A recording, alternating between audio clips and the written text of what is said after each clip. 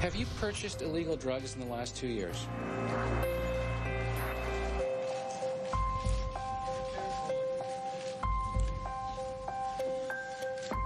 Yes, I have. I'm not an addict. You guys can spin it. You can tell me whatever you want. These people know that I'm not. You ever got drunk before, Bill? I'm the best father around. The reason I drank or did drugs was not because of stress. It was out of sheer stupidity. That's all it was. I'm answering, but you don't want to hear my answer. Actually, you're not being truthful. I'm not being truthful. Have you been into that house? I have no interest being in that house. I'm not a crack user. So they said, do you smoke crack and are you a crack addict? No, I don't smoke crack and I'm not a crack addict. Have I? Yes, I have. So that's what I didn't lie. I don't smoke crack. I haven't smoked crack in over a year.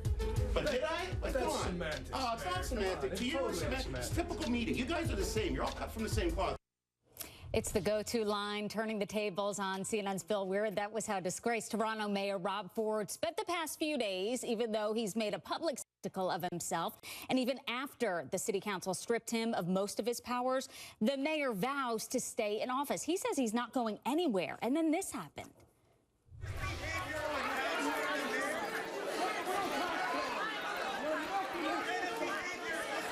Yes, you saw that right. That's not a skit from SNL. The mayor plows over an elderly councilwoman.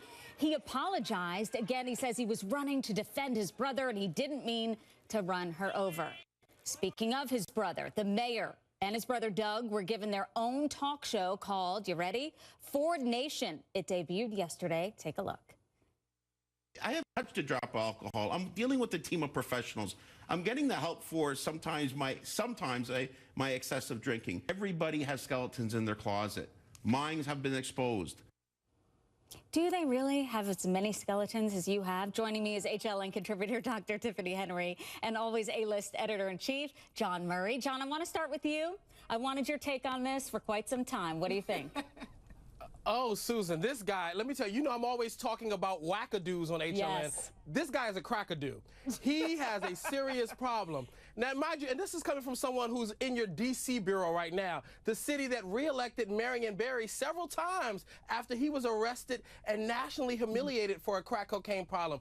The issue is Marion Barry handled his issue a little differently, and he redeemed himself, and he came back to do great work for this city. This guy has become a one-man circus. He's entertaining. He's giving comics lots of fodder. It's the most press Toronto has gotten in a long time. It really is. It's a late-night talk show guy's dream. I'm telling you, we just keep on following this. And daytime. Yeah, and daytime, exactly. Yeah, We're talking absolutely. about it. Yeah. Dr. Tiff, you saw the clips of him running that woman over. Also, he's saying, yeah, I smoked crack, but every now and then it's kind of he's backtracking here on what this. he's doing is minimizing, and that's exactly what addicts do. And unfortunately, he doesn't realize and doesn't put himself in that same category. He's minimizing everything. Even that little question, have you purchased crack cocaine? That's a yes or no question. It doesn't take long to figure it out. He's thinking, can they charge me with this if I say no? He was thinking, okay, define purchase. Yeah. What do you mean by purchase? Maybe somebody slipped him a little something on the side and he just wasn't sure whether he should say yes or no. It's amazing